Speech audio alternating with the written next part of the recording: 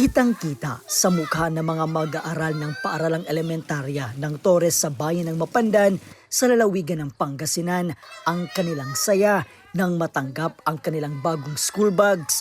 Handog ito ng tanggapan ng pangalawang Pangulo sa pamamagitan ng OVP Pangasinan Satellite Office.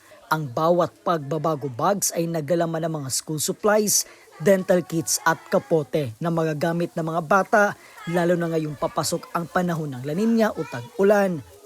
Ay naging matiwasay, maganda po ang pagtanggap ng ating mga mag-aaral. Ganon din po ang pagbibigay ng ating mga staff ni BP Sara. At ito ay kaaya po talaga para sa ating mga mag-aaral. Hindi lamang po tuwang-tuwa, sobrang galak po para sa kanila.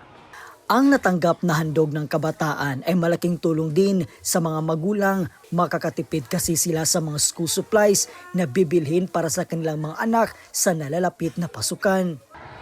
Ito po ay malaking tulong para itong nalalapit na pagbubukas ng pasukan. Sadyang napakahalaga po ito para sa amin, para sa aming mga mag-aaral. Para kay Teacher Clarito, higit sa kagamitan, motibasyon at pag-asa, anya ang hatid ng pagbabago campaign sa kabataang Pilipino. Ito ay magiging inspirasyon po nila, magiging motibasyon. Ito yung kumbaga ay talagang magsisilbing, kumbaga ay manghihikayat po sila para lalong magsipag mag-aral.